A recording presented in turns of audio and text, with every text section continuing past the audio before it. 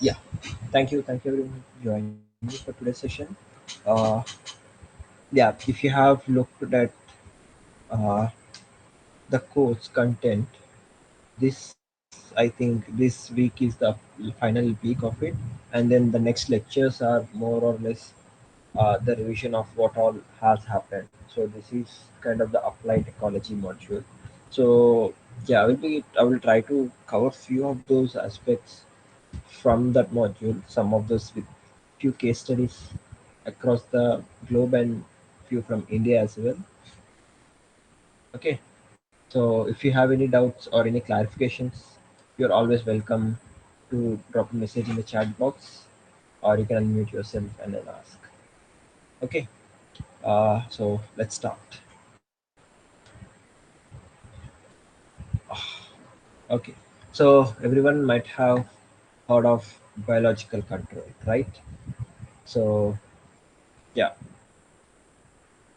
it is nothing but, as the definition says, biological control.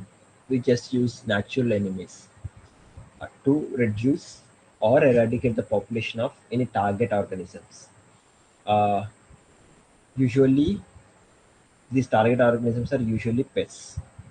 Okay, so the natural enemies can be herbivores, they can be predators, parasites. So if the pest is a plant, or then you are likely to use a herbivore as a natural enemy against it. If the pest is a herbivore, you are most likely to use a predator. Or if the herbivore, if the pest is a predator, you can either use a predator or you can use a parasite. So you can go on like that. So it stems from the idea that instead of using pesticides and other methods, you can naturally you can use the natural enemies on themselves to attack and kill them. So it makes the job easy for you, so that you don't need to worry, because nature is good at getting back doing its job, and using natural way of control natural enemies is much more efficient in most cases. So for instance, if you see, uh, control of Japanese beetles by Bacillus populae. So Japanese beetle is called Popillia japonica, the one that you can see. It has become an invasive species. It's a native of Japan, but because of the shipping industry and all these things that shipping happening around, this has ended up in America. So and then it became a invasive species there. It became a pest there to the crops and other areas. So they introduced this wasp called Bacillus populae, which is a parasite. So that helped in controlling of these Japanese beetles. Or you can use parasitic wasps or the ladybird beetle, to control mealybugs. So when they are larvae, so what these ladybird beetle do is they feed on aphids, predominantly aphids. So they are carnivorous. While the parasitic wasps, what they do, they sting, they inject venom into their prey, and once they paralyze, or after injecting venom, they lay eggs. So once these eggs hatch, so the larvae of the wasp eat the organism, whatever the pest, whatever the insect it is, eat them from inside out. They finish their life cycle. So eventually that brings down the prey population to very less numbers, or they can completely eradicate the population also. So that's how the concept of biological control goes on. So if you just look at the cycle, if you look at this concept in time and in terms of numbers, so if you say let's have number of insects in thousands for with respect to area, so the insects can keep on fluctuating like this. Let's just say, yeah, uh, let me just draw here. So let's just say the insects fluctuates, which is some summer they increase, winters they decrease. Let's just talk about those dips and peaks as. So what happens? So this is the normal growth of pests. But if we introduce a biocontrol agent, either it could be parasite. Let's say this is an aphid. Okay, uh, aphid. Aphids are these in small, tiny insects that suck on phloem sap on plants. So this is how they look like when they congregate, and they can reproduce parthenogenetically. So they just grow in populations. So let's say this is an aphid that is that's a pest and increasing in population and damaging a lot of damage. So once the population has crossed this limit, this arrow, that's where the uh, problem comes for us, because let's say it attacks rice, because rice is something that we need for our you know for food security.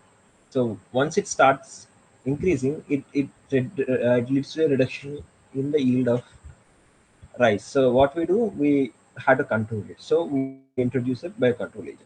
Once we introduce the biocontrol agent, the pest population, instead of going like this, it will end up, you know, just, yeah, it will end up following this path. What it will drop down to very few individuals and then oscillate, because the biocontrol agent is keeping the population in check, or either it can be one path like this, or it can it can just it can completely eradicate also. So there are two possibilities here. Eradication is little difficult, not might not happen in a lot of cases, but this is what you see in most cases. So you so once it drops below where it causes economic impacts. So you say कि it's under control. So you don't need to worry. You no longer need to worry about this pest. So that is how the biological control happens. So before you start, or after you introduce this biocontrol agent, you have to keep monitoring. And then for you to introduce the biocontrol agent, you need to have understanding of the pest itself. So where does it come from? What are its natural predators in where it has come from? Or what are the natural predators, or why is the reason it has come up? RS is like, have we removed the natural predators by some other means, or something else has happened? So all these things we should have a better understanding before we can well into introducing. So that we can have higher chances of you know uh, success here. So, yeah, let's just go ahead. So since we're just talking about biological control, let's just talk for a while about integrated pest management.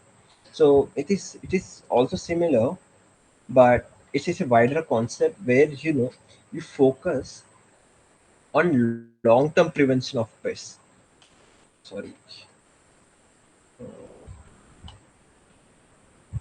where the major focus is on prevention of pests for the in the longer term, or reduce the damage. So it can have multiple. So it's not a single technique that you use here. It can have biological control, habitat manipulation, cultural practices, or you can have genetically modified or resistant varieties, so on.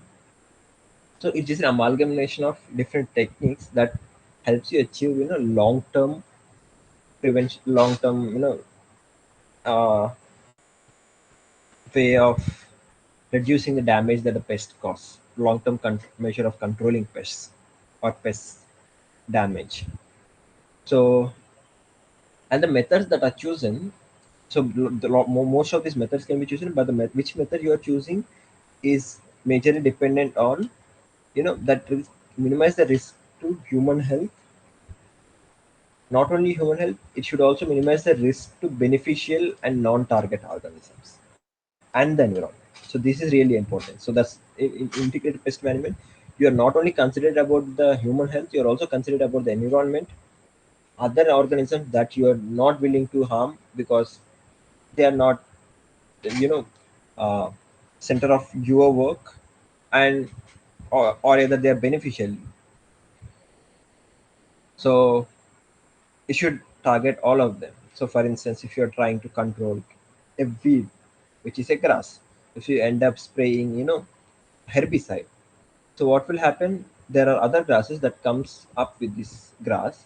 They will also go, which has beneficial. So that the native grasses are actually fed upon by the wild herbivores, like deer.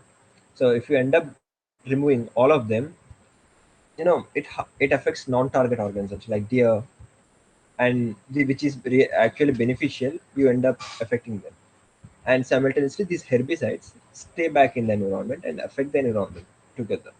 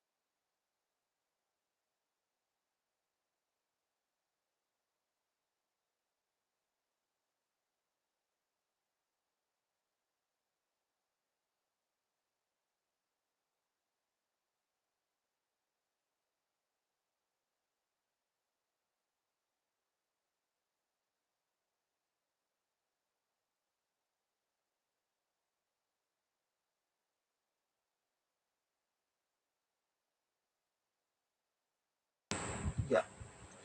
Uh, Sorry for this. Yeah. So there was a slight network error here. So yeah. So integrated pest management involves multiple methods of controlling pests. So the idea of biological control can also be used where we can use the natural enemies like herbivores. If it's a grass, we can have plants. Then we can have herbivores. If it's other organisms, we can have the predators or parasites, or you can even have microbes, uh, pathogens to control. These pests. So one of such example was discussed in those class lectures. If you remember, the prickly pear cactus in Australia and the moths that were introduced to control the numbers of the prickly pear cactus. So that's an example of biological control. You can have cultural control. So basically, cultural control involves practices, change in practices that reduce the pest establishment or reproduction, dispersal, and survival. So here you are changing ourselves on the way how we deal with things, so that uh, the pests cannot either establish or either reproduce or cannot survive or move around. So for instance, uh, if you change irrigation practices in some places, it can reduce pest problems. Since too much water and can increase root disease and weeds other species, not the targets, not the target species. So, for instance, if there are, for paddy, it will, you leave a lot of water around in the paddy fields, so that in turn, reduce the amount of weeds that can grow, because lot of what only paddy can sustain for longer duration in water, while other weeds might not be able to. So that's how we can have, either we can change in irrigation, or we can have frequent tilling or so on, if it's with respect to crops. Or we can have physical and mechanical controls. So you can physically kill a pest directly, or block pests out, or make the environment unsuitable for it. For instance, let's say there is a beetle, the that feeds on crop, and it nests inside the soil, or it pupate inside the soil. So if you happen to dig it, the pupa get exposed and then they get predated or die, desiccate in the sun. They die out in the sun. But if you don't dig it, so they will happily pupate. The adults come out, and the young ones again eat on the leaves. So here, digging can make the habitat unsuitable for the parasite to actually grow in that environment. So you can have mechanically and physically alter its reproduction, or you can directly kill the pest. You can catch and kill the pest. For example, you can trap, like if it's the pests are rodents, you can there are the way we capture rodents. You can have sticky traps. You can have those uh, traps where you bait them and then they come inside the cage traps, or you can have barriers that can keep the pests out, and chemical control. So obviously you use a lot of pesticides or insecticides depending on what type of pests you are dealing with. So, and then you can have a combination of most of these different methods at different levels. So, but integrated pest management is informed. Okay, so yeah, this is a little bit about integrated pest management, and yeah, so now we'll talk a little about megafaunal collapses, which was covered in one of those sessions. Collapses or it refers to some drastic change, can also mean extinction of the species. If you just look at this plot here, it talks about different continents, and the number of megafauna surviving, and the number of megafauna that has gone extinct. Okay, Africa has the highest number of survivors. Eurasia is Asia and Europe combined together. So Eurasia had next, it follows that. But if you look at Americas and Australia, there is a greater proportion of species that has gone extinct. That too in the quaternary century, quaternary extinction, which is recent. So that is 52,000 years BC to 9,000 year BC. So it during the extinction, more than 100 species of the world's largest mammals and have gone extinct. And humans are thought to be the key driver of this extinction. They might have either directly caused extinction, or they might have caused the extinctions indirectly.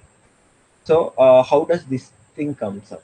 So this suggests that where the hominids, basically human or human-like ancestors, have already established earlier in Africa and Eurasia, because this where Africa centered origin of humans is suggested currently. So since humans are already established and are accustomed to living with these large mammals, mammals were therefore resistant to human pressures, and that led to fewer extinctions. But once hominids start dispersing out of Africa into other continents, you know most of the species got extinct, because they are not able to you know they are not able to acclimatize to the pressures humans create, because the way we modify our environment is crazy. So yeah, and for instance, how this is a diagram of one of the largest birds which is currently extinct. It's called elephant bird. It used to be found in Madagascar, the small country just adjacent to Africa, which was once connected with Indian subcontinent also. So these got extinct, 1,000 years ago, and most of these extinctions that happened on the Madagascar island or Madagascar have been attributed to humans, but it's not surely. But yeah, after the arrival of humans, only these large birds or mammals or birds, megafauna start going extinct, according to the records. So yeah, this is the same thing which suggests that human migration might have been the reason for the extinction of large mammals. So if you see here, hominids have evolved somewhere, around this region. So they have already, and the mammals in that area have already been, accustomed to staying with humans, along with the humans. So, and they, dispersed off into Europe, across Asia, and when they went to North, South America, and then Australia. So these regions are, are not used to humans. And then what happened was when the human came, the pressures they created, little lot of extinction. Like for instance, American mastodon, which got extinct somewhere 11,000 years ago, and humans arrived there around 13,000 to 15,000 years ago. Extinctions happened 11,000 15,000 years ago. So roughly it overlaps. And then similarly, Australia, many species of giant kangaroo went extinct during the period where humans have arrived, like 40,000 to 50,000 years ago. Similarly, in South America, all the species of ground sloth went extinct during the period. So this suggests, humans are mostly responsible for the extinction of the largest mammals that has happened, because it more or less overlaps with the times humans have arrived and these mammals have got extinct. To know the truth, yeah, we had to be there, but this is how some of those past reconstructions work. So yeah, so this is how, humans might have contributed to the megafaunal collapses that have happened, few thousand years ago. And if it's not like these megafaunal collapses have happened just in the past and we are done with it. No, we are not surely done with it, and then we are contributing to the collapse of megafauna recently also, and it's still ongoing. If you uh, we tried to reduce the impact recently, especially if you remember the whaling, which is, which is such a big industry that used to, kill thousands of whales of different species across the globe. And whales are also megafauna. There are, one of those marine megafauna, and most of the whales are mammals, of course. So once you started, hunting for whales, we reduce the numbers so close that some of were very close to extinction. So if not for those protocols we had, they might have gone extinct also. So we have been doing in the past. We have done it. We might have done it in the past. We are currently responsible for, a lot of other extinctions, and we surely have, reduced the population of many large mammals. Even let's talk about, elephants, rhinos, which are one of the largest living mammals currently. We have, killed most of them majorly for, the hairs which form into these horns in rhinos, and tusks. For those two ornaments, we started killing them.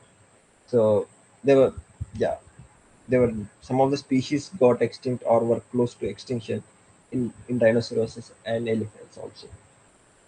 So it's not like we are not done with. We are still causing a lot of extinction in most of this fauna also. So it's high time, we try to reduce our impact and start living together with this megafauna, because they are true ecosystem engineers. In aspects, they do a lot of things. They manage these ecosystems. Like for instance, uh, elephants are, one of those ecosystem engineers, especially in grasslands. They eat up whatever, trees comes up, or and, they graze on these long standing grasses, and then helps the grassland generate new grass every year, or allow other species to eat the fresh grasses by them consuming the tall grasses.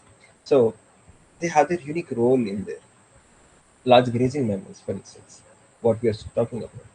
So yeah, it's really important for us to conserve them. Uh, Going ahead, we are also talking. We also in this module, we're also talking about how uh, to control of some of those pests. So one of those popular methods that is generally used is genetic modification. One other example that, so here, as I said, I will be talking about a little bit about genetically modified mosquitoes.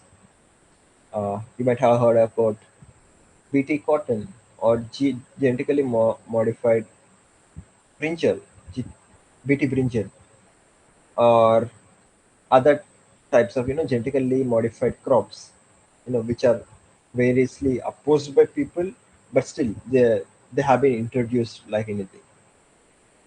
So the main purpose of most of these genetically modified organisms are either way to deal with a pest, like for instance BT brinjal and BT cotton are a way of produced to deal with a pest that damages these plants when they were cultivated. And yeah, and it may not be just crops, like for instance mosquitoes, they are modified for some other reason, like uh, they're modified mainly to reduce the number of the because these carry a lot of diseases, to reduce the frequency of diseases or the number of infections. We made these genetically modified mosquitoes. So if we talk about what are these genetically modified mosquitoes and how are they made. So they are mass produced in the laboratory, because that means they can't be present in the wild the way we make it. And they typically carry two types of genes. The first one is a self-limiting gene. What does it do? It prevents female mosquito offspring from surviving to adulthood. So that means the once the male or the mosquito that is produced using genetic modification, or the young ones of the of the species, once it mates, will not survive to the adult. They might the eggs, they might lay eggs, the eggs might hatch, but the larvae might not survive for till adulthood. Be- And the other thing is they have a fluorescent marker gene that allows under a special red light that glows. This allows researchers to identify GM mosquitoes in the wild. So one thing is this is the main important. So mosquito should have this gene that prevents the female mosquito offspring from surviving to adulthood. So what does it do? So whenever a female mates with a male and then lays on its eggs, it has certain lifespan. So in that lifespan, it can spend so much times mating with a male and then laying eggs. So if it happens to out of two possible matings, it happens to mate once with genetically modified mosquito, whatever eggs it lay, it will not reach adulthood and all will die. So, even if the second mating might result in few young ones that can survive till adulthood, you have reduced the number of offspring that the mosquito can really have, and thereby you're reducing the population. And then it also is essential once you release them in the wild to monitor what is happening, how it is going. Okay, so for that monitoring, you need something to do. So you can't individually collect the mosquito and then look it again. So that's why this fluorescent marker gene really helps. Okay, yeah, the cartoon explains it again. So how effective are these in reducing the number of mosquitoes? So does the GM mosquito, genetically modified mosquitoes, can reduce offspring? Sorry, are they effective in the wild? So just for the time being, I forgot to tell you. Yeah, most of the genetically modified mosquitoes that are released in the wild are males. As you all know, females are the ones that bite us and suck blood because they need extra nutrition to lay eggs, which are more energy demanding. So since blood has carries so much nutrition, they drink a lot of blood, right? So yeah, so Other thing to remember, most of the genetically modified mosquitoes that are released into the wild are males, and it has been successfully used in many parts of Brazil, Cayman Islands, Panama, and even India to control Aedes aegypti. Okay, if I'm not wrong, aegypti causes dengue. Yeah, they just have a look at it. I'm not sure, really sure about that thing. So since 2019, over 1 billion mosquitoes have been released, to control these populations. Since males generally suck sap from trees or some plants, they don't really need blood. So even if of the mate and die, so that's the end of their generation. So they are not going to mutate and pass on. So that's why the GM mosquitoes have been known, or you know this concept of GM mosquito has been said as not so not not so environmentally impactful. I mean to say it doesn't cause any impact in terms of releasing genetically modified organisms. So, but the thing is, when GM mosquitoes stop being released, so once they stop releasing the genetically modified males into the area, the Aedes aegypti mosquito population will slowly return to normal levels. So that has been found as of now. So because whatever individuals that survive, they can reproduce at rapid pace. So it just goes back to what was earlier when you didn't release. So it has to be continuously releasing.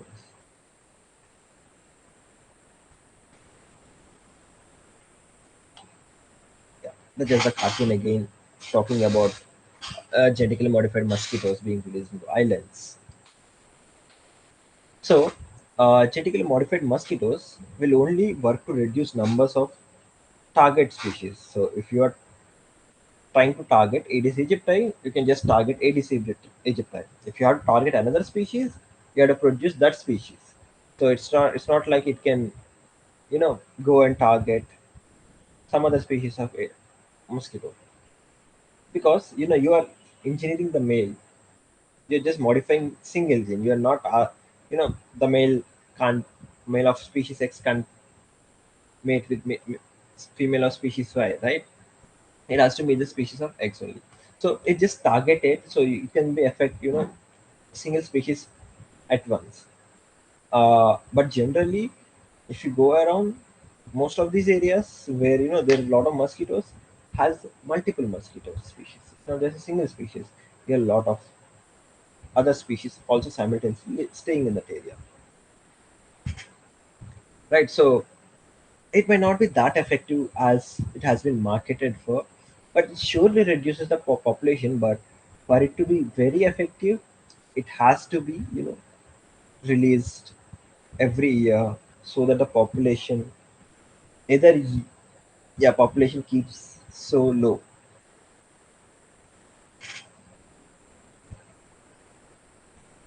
So yeah,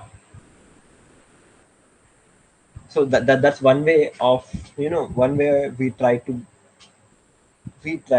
control this pest. You know mosquitoes which are they carry dengue, they carry malaria, they carry j- other sort of diseases. So this is one way we try to control one of the pests, and simultaneously this is one another major pest that has been breaking havoc in most of the ecosystems, you know which are rats, and they have been responsible for an estimated 40 to 60% of extinctions on islands, especially island birds and island reptiles. Because what why is the reason? Because why are rats responsible? If you see a rat here, does it affect a bird here? Like a tree, it may not be possible, because the when can a rat affect a bird? When it's sitting down, or when it has laid eggs, or when it has young ones, it can predate on them or kill them. If you see most of the birds here in the mainland, or let's say let's talk about India, in the mainland generally, nests on the trees or inside cavities. But so they are trying to avoid predators. But if you talk about island birds, they for thousands of years or millions of years in some cases, islands are free of predators. So these birds or reptiles or whatever organisms that managed to get to these islands started developing structures that you know or the way they grew were didn't have them prepared for these uh, rats. Like for instance, island birds, they generally nest on the ground. If you might have watched documentaries of albatrosses returning from their flight, coming out of the rock, they just nest on the ground. There are no trees in most of the islands. Even if there are trees, they prefer to nest on the ground because they have evolved, because there are no natural predators that can eat up their eggs or predate on their young ones. And similarly, reptiles. So since they move mostly on the land, these rats have been responsible for a lot of these species extinctions. Uh, they can either directly predate or they can predate on the eggs. They can predate on the young ones, or they can injure them so badly they die.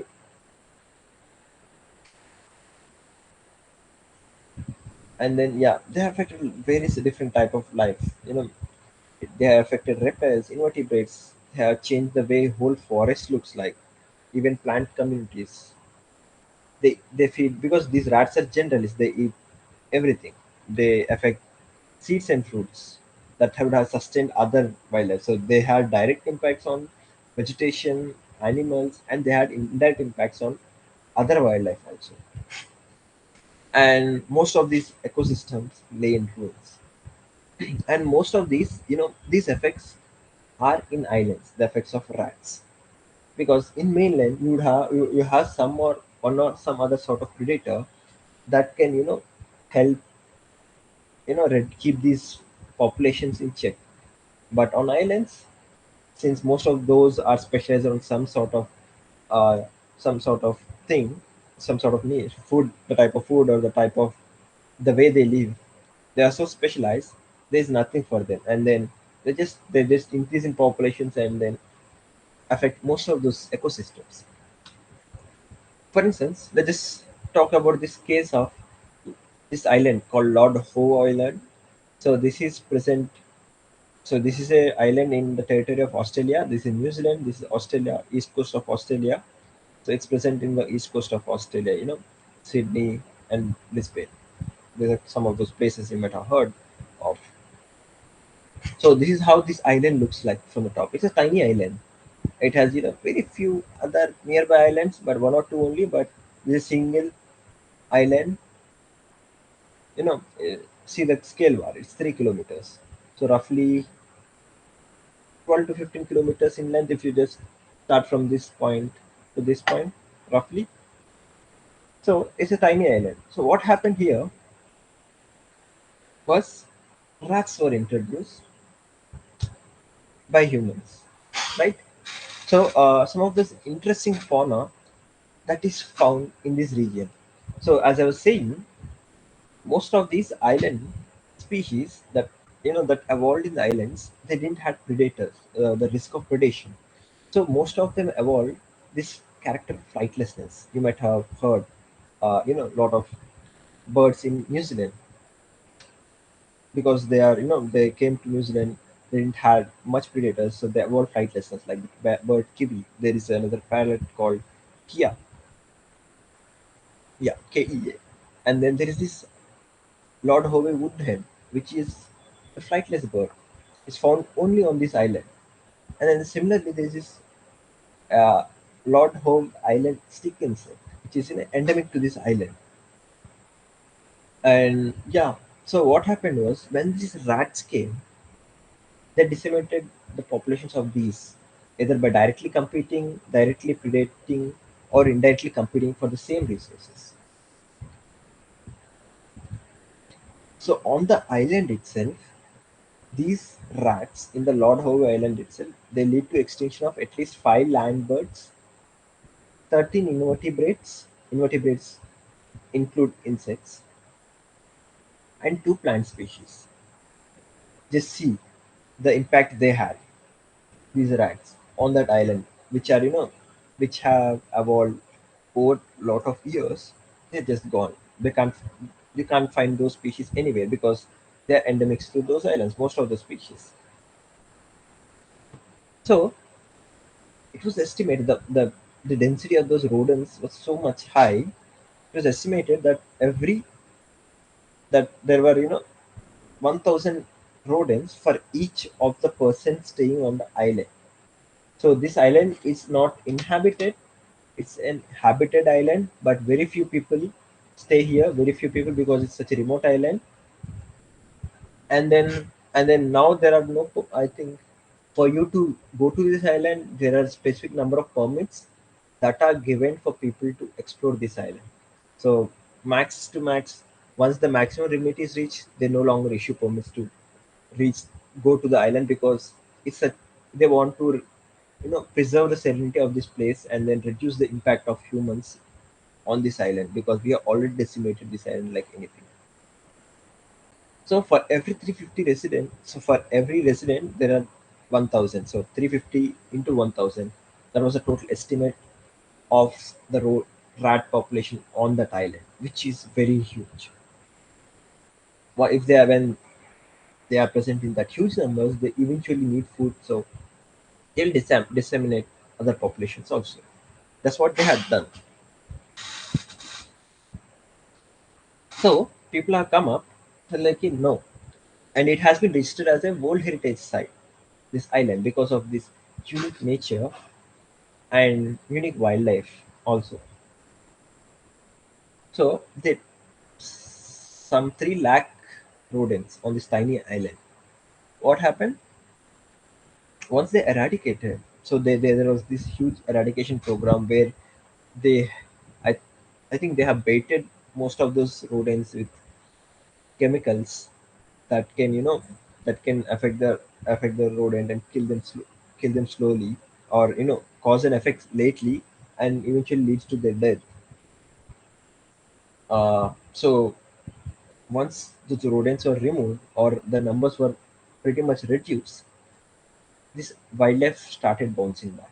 Even the wood hens, before this eradication program began, most of those whatever the woodhens that were there, so they were captured and kept you know in a zoo so that this eradication program, the chemicals that were used for killing this, capturing and killing these rodents, doesn't affect them.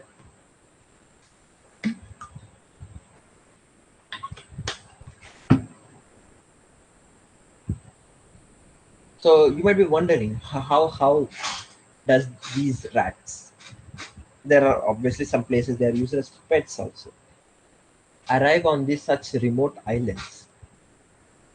As you can see, the title of this article is just humans who brings rats on islands. Uh, Especially if you think, most of this transportation, before most of these aviation industry came up, used to happen by sea, right? All these expeditions that go, or this travel used to happen with, you had to travel through ocean using ships. So these ships are, the way the state of those most of those ships isn't that great. If you might have watched some of those movies or have seen some of those photos or read about them, they carry rats with them. So whenever a ship parks in an harbor, rats can grow, or if a ship crashes into one of those islands due to storm or any other reasons, these rats can easily go. That's what has happened in the past. That's how most of those rats went on to these islands, these remote islands, which were otherwise inaccessible. Even research, the some of those they might have also carried out. And since these guys breed like crazily, they became one of those first invasive species in that area and then disseminate most of its populations. And then yeah, they have even gone till so south, very close to, there's this island called South Georgia Island, just close to the Antarctic region, subarctic region, subpolar region. I'm not sure which region whether it was. So there, this whole largest eradication program has been done to eradicate these species because they were affecting the local birds like anything. So this is some of the damage caused by pests, which were eventually brought by humans. So like pests brought to you by humans. So that's what happens in most of these cases. And most of the time, these pest transfer happens as stowaways. They are not purposefully brought in most of the cases. Sometimes they are. Yeah. So on Lord Howe Island, these rats were introduced when this ship named SS Makembu ran aground. So ran into the because of storm or something. So this brought in a lot of these black rats, which are mostly likely to be European or in origin or native to Europe. So it's not just the Lord Howe Island which we are just talking about. There are multiple islands like Galapagos Islands, which we have might have heard of. Famous Darwin Finches example. There are very tiny islands near New Zealand also that have been decimated by rat populations, and there are many more tiny islands all across the globe. Where these rats have left their legacy. Yeah, because we had done our job of directly or indirectly getting those rats to there. So a lot of these places are currently free from rats because of the eradication programs that have been going on. But there are many more that are left. So yeah, so most of these places, these rats are termed as invasives, right? So let's just talk about, it's just not rats. There are other taxa that are invasive also. There are insects, there are birds, there are mammals that are invasive, which we just talk as an example of, and there are plants that are invasive. And plants are something we have seen a lot across the country. Can you guys take time and try to name these three invasive species which we generally see in India, across India, across most of the India of the country. So these are not native to India. These are from from different countries or different regions altogether. Can you name any of these species? A, B, C, anyone out of any of these?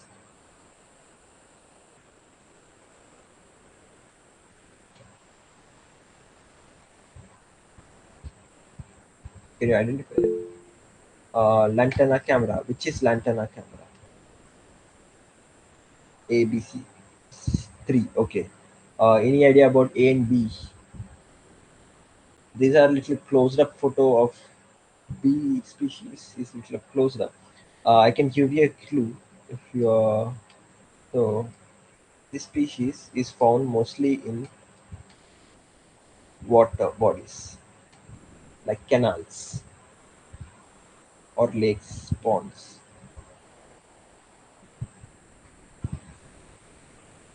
and this is mostly found in drier regions of the country.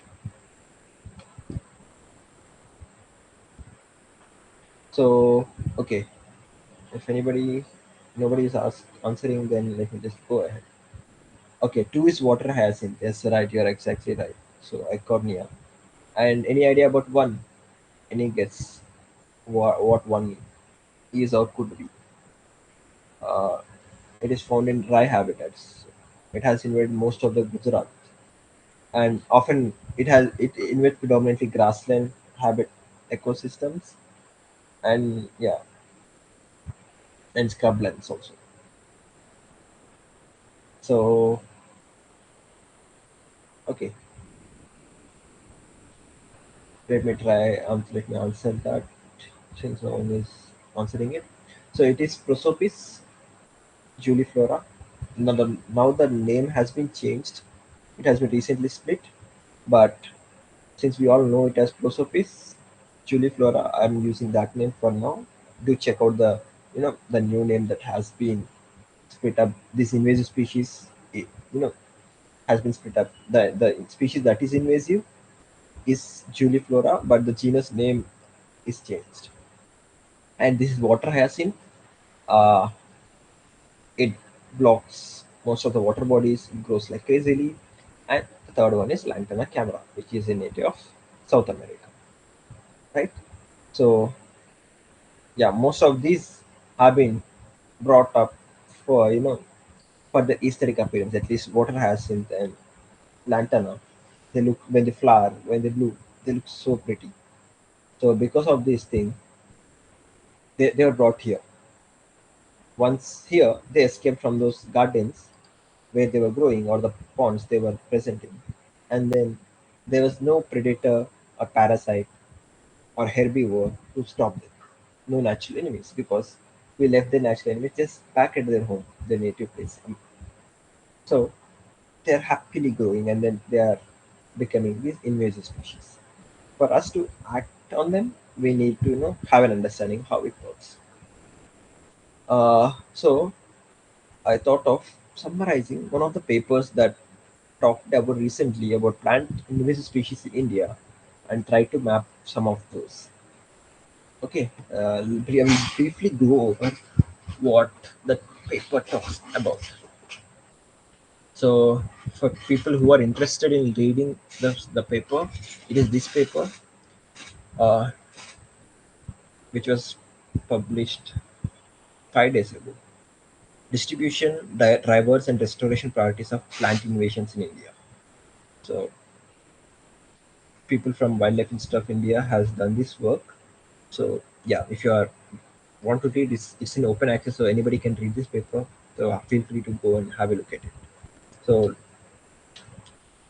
So what are the one of the major conclusions, or what was this paper saying? Else was open and deciduous ecosystems were the highest, were the ecosystem that are invaded mostly by these plant species are highest, while areas with extreme climate and less anthropogenic pressure were least invaded.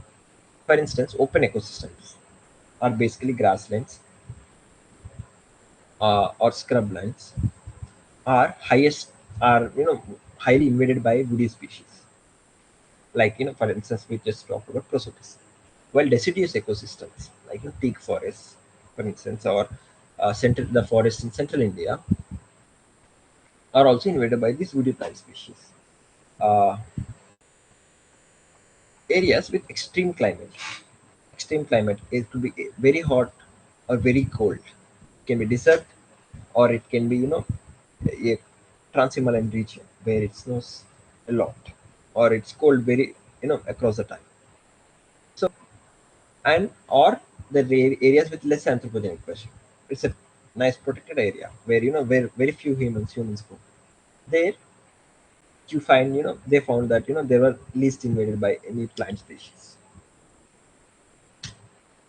So this is a photo of representative comparison of what a natural habitat of of an area, what it is supposed to look and what it looks with invasives without invasives. The first one is the invasion by Prosopis juliflora. So on the left is what this open habitat should look like. The open habitat grassland should look like. On to the right is what you see. This is the color. With this invasion, this is what it looks like. And similarly, deciduous forest. This is what they should look like. It has been taken over by lantana, and this is what they look like most in the understory. And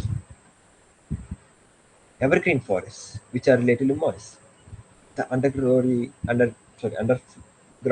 or understory is taken over by this species called Acheratina adenophora.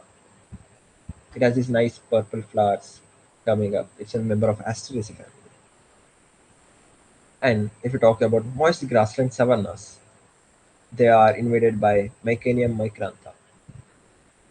So most of these habitats are invaded by one or the other species. In some habitats, there are multiple invasive species, but one of the major dominant ones are like this, and this is how they transform the whole habitat. These plants. So, so what they did in this study was they had this map of different habitats across the country, and they had transect vegetation data at the level of transect across the country.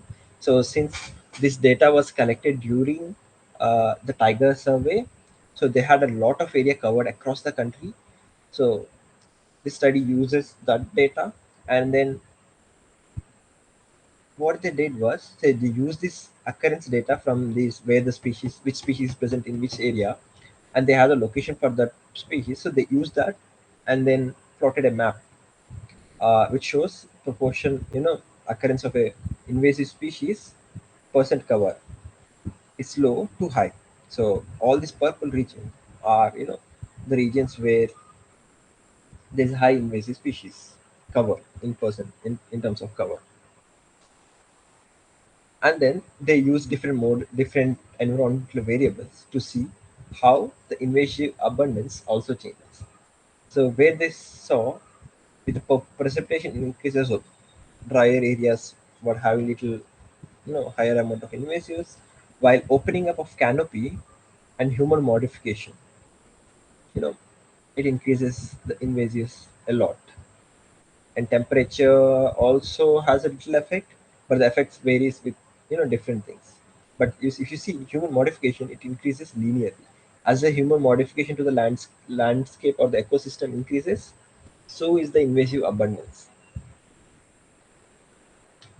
So they did this for uh, 11 species: Ageratina, Adenophora, Ageratum coinizoids, Lantana camera, Senatora, Prosopis juliflora. 1, 2, 3, 4, 5, 6, 7, 8, 9, 10, 11. Sorry, 11 species.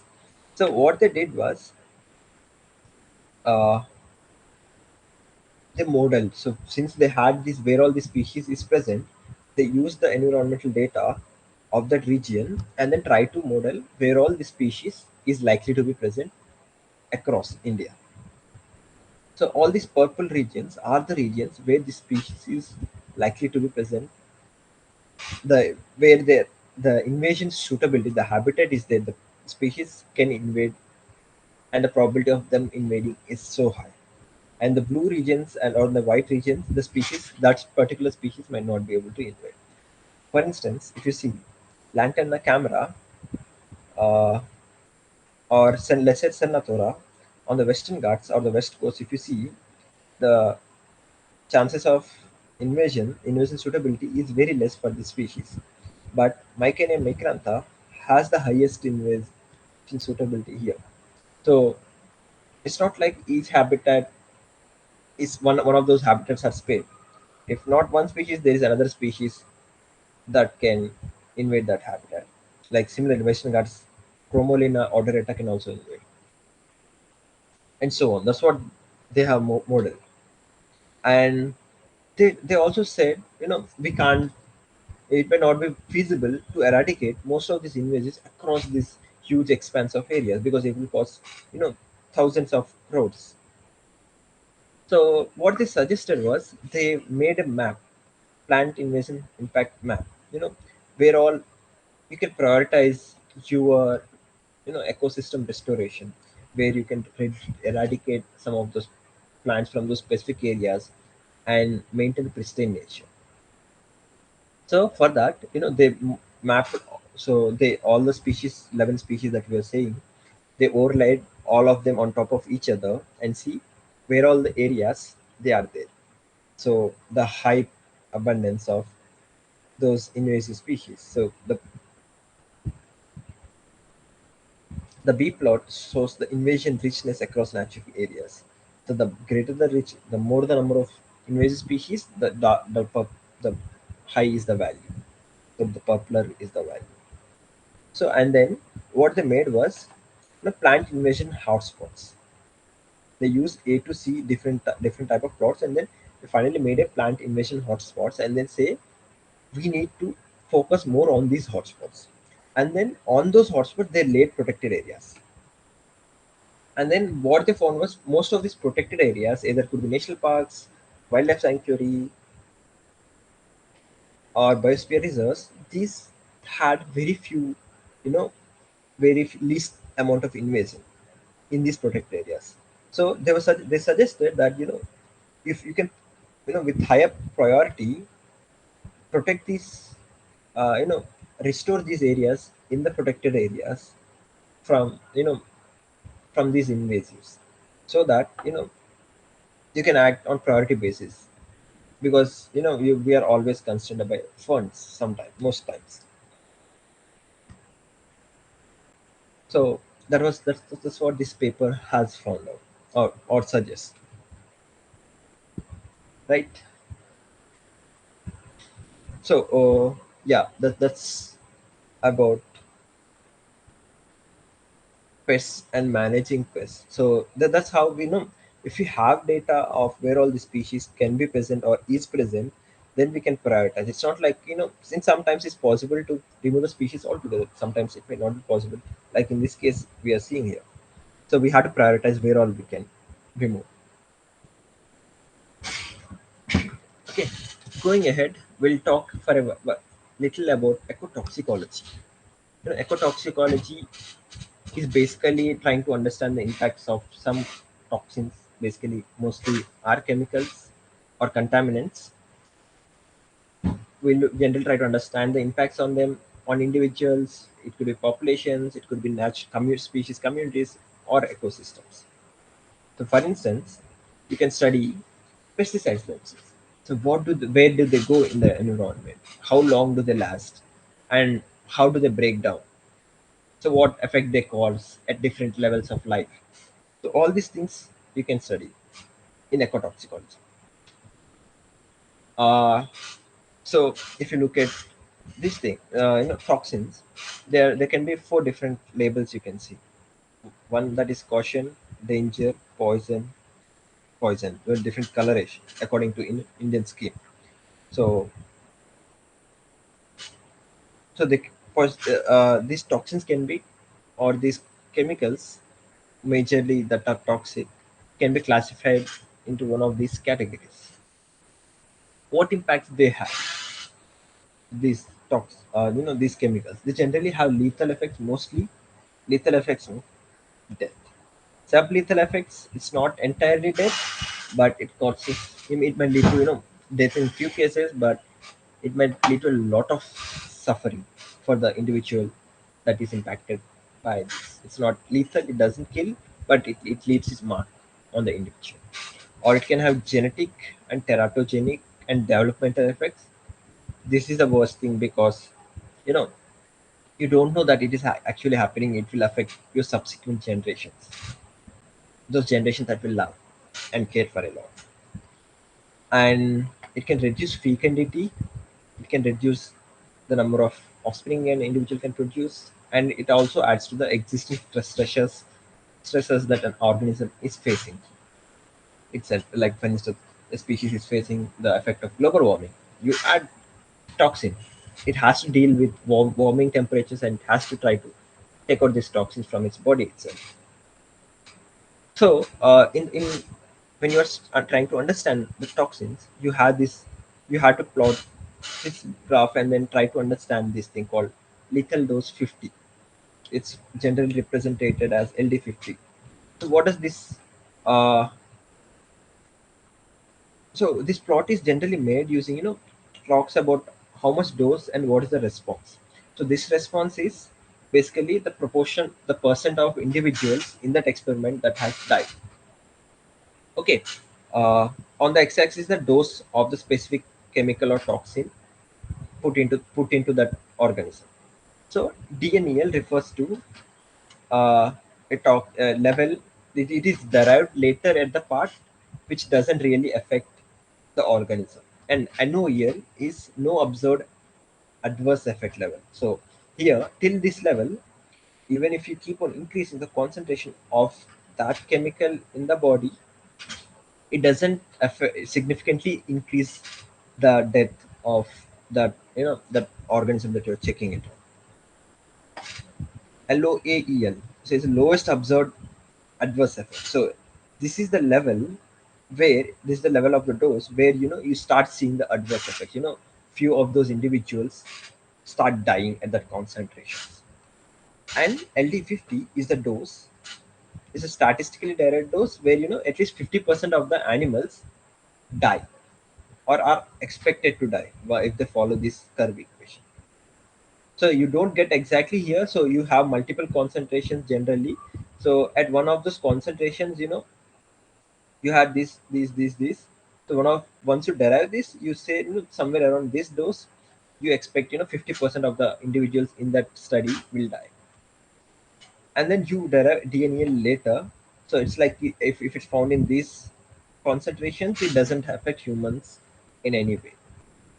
And then generally these are, there is an appropriate control population that does is not exposed to these. So this severity or adverse effect is done with respect to that control population. And most of the drugs some of the times that are brought, or some of the chemicals that are generally used, have this label LD50 is equal to 10 mg per kg of the body weight of the organism.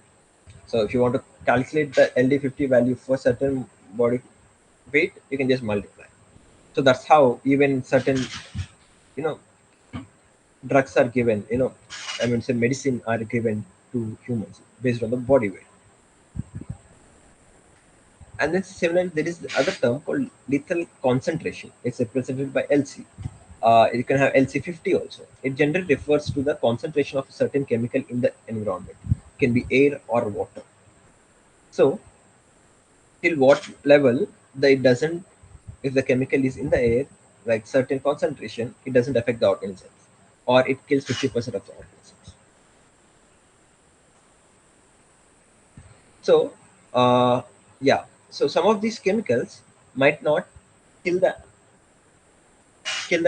organism itself. Like for instance, if the chemicals are put up at this level, DNEL or NOAEL, so this doesn't kill the organisms. So what it does is, it keeps on accumulating in the organisms. So that is what bioaccumulation is. So it happens in a single organisms over the span of its life. So it keeps on accumulating because it's feeding on something, or it's there in the environment. So it keeps on getting exposed to it, and then this keeps on accumulating. So it results in higher concentration of chemicals in the older individuals. As the individual gets old, because it has been subjected to these things on a regular basis, the older individuals have the highest concentration of chemicals compared to younger individuals. While the term biomagnification is talks about the transfer of chemicals across the trophic level. Okay, within a food web. So from lower trophic level to higher trophic level, as you go, the concentration of that chemical increases. So that is a magnification happen. So yeah, with the time, the contam, if you talk about blue color as contaminant level, younger ones have very few very less little concentration. The older ones have higher concentration. While if you talk about biomagnification, the young individuals, sorry, it crosses across trophic level because uh, let's say there is zero point 0.1 milligram concentration of that chemical in one of these invertebrates, and fishes feed on these invertebrates, zooplankton. And then the concentration, because they had to eat thousand, lot of invertebrate zooplankton, they end up ingesting that much amount of concentration into them. And then seals eats some of these fishes. Since seal has to consume these many fishes per day or across its life, the concentration increases like that only. Similarly, it goes on. Similarly, as you reach the top trophic levels, the apex predators, the concentration accumulates like anything, and then that affects the whole food web. Might lead to, once the if it affects the life cycle of the predator or the life of the predator, then the whole food web might collapse. So this is just another example, another representation of what happens, what the differences between biomagnification and accumulation. So when the pollutants build up in single organism's body over time, that is biomagnification, because those chemicals are present in the environment. But if the pollutants go across trophic levels and get accumulated as they go, because they have to constantly feed on more of those their low trophic levels, you know, this that is biomagnification.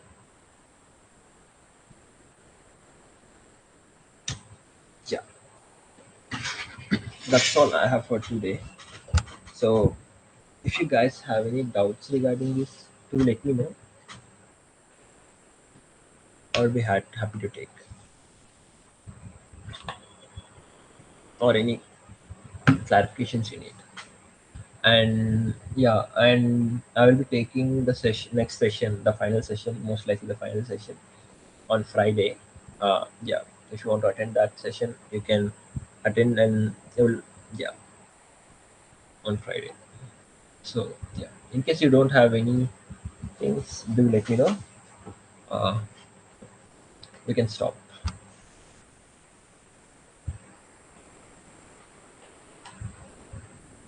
Okay, seems like no one has any uh, questions, so we'll stop here. Yeah, thank you for joining. Hope there was something new to learn. Yeah, thank you. Bye.